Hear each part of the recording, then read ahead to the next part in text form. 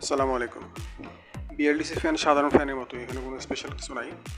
Normal ফ্যানের মতোই connection সব দিতে হবে। তারপরেও কিছু কিছু জায়গায় আমি বলে দিচ্ছি যে কী কী করা লাগবে, তো দেখতে থাকুন।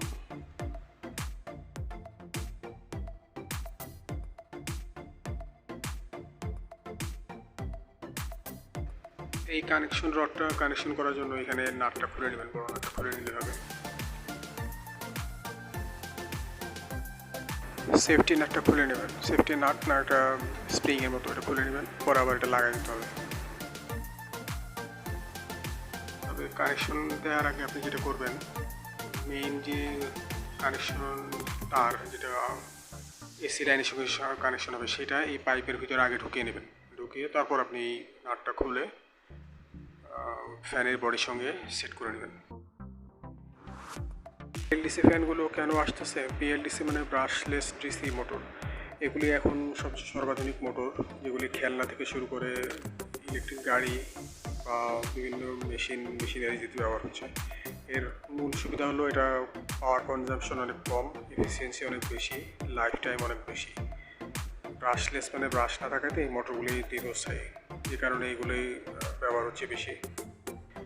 আর ফ্যানের লাইফ, এটাকে মোটামুটি ইনভার্টার ফ্যান বলা যেতে পারে।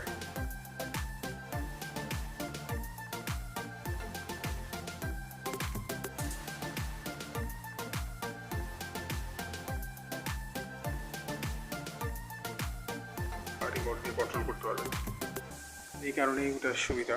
তো নেক্সট, আর ইলেকট্রিসিটি অ্যাকচুয়ালি এর লাগে হলো 35 ওয়াট। আমি হিসাব করে দেখলাম যে আমি যদিও দৈনিক 12 ঘন্টা হিসাব করে চালাই, তাহলে আমার মাসে 113 টাকার মতো বিদ্যুৎ খরচ সেভ হয়।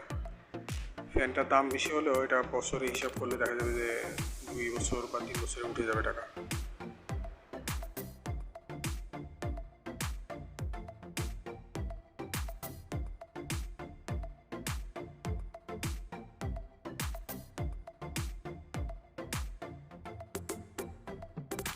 খেয়াল করুন, এখানে আরেকটা নাট অবশিষ্ট আছে এবং তার ওয়্যার দেখা যাচ্ছে। এটা হলো অ্যাকচুয়ালি ফ্যানের বডির সঙ্গে ফ্যানের যে স্ট্যান্ড বা কানেকশন রড, এটা সেফটি নাট, সেফটি হিসেবে এটা ব্যবহার করবেন। আপনি ওই ওয়্যারটা এই নাটের ভিতরে দিয়ে তারপর বডিতে টাইট করে লাগাই দিবেন, তাহলে আর নাট নাট যদি খুলেও যায় তাহলে এটার কারণে আপনার ফ্যানটা পড়ে যাবে না।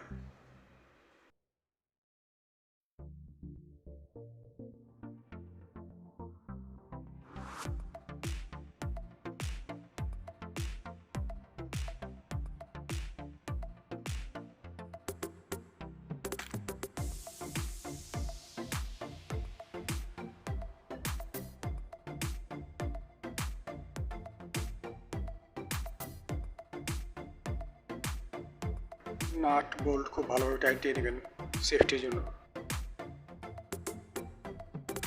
এবং সেফটি লকগুলি লাগাই দেবেন বড় দুটা নাট বোল্টের মধ্যেই। নাটের মধ্যে ছিদ্র আছে, সেফটি লক আছে, ওই লকগুলি লাগাই দেবেন।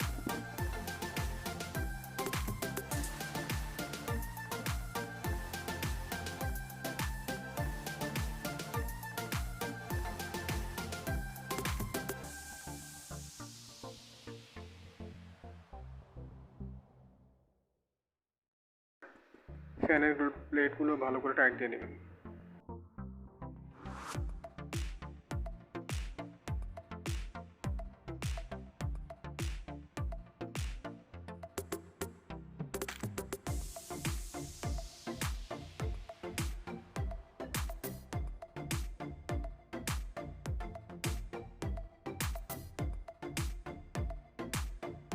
বিএলডিসি ফ্যানের কোনো এক্সট্রা কোনো তার বা কিছু নাই। এসি নর্মাল ফ্যানের মতো দুটা তারই, লাল কালো, লাল কালো, লালটায় লাল, কালোটায় কালো, এটা লাগানোর চেষ্টা করবেন।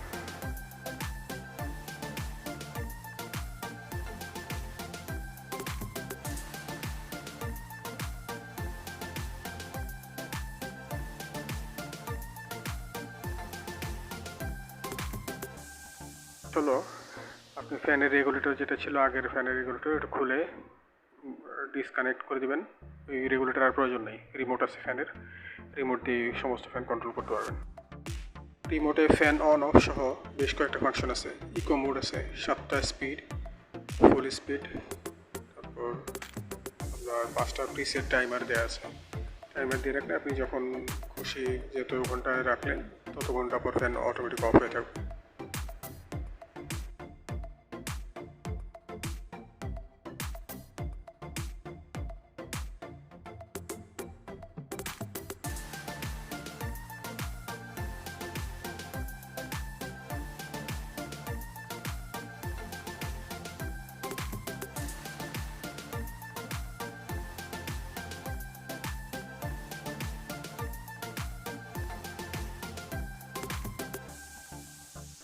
ধন্যবাদ সবাইকে সাথে থাকার জন্য।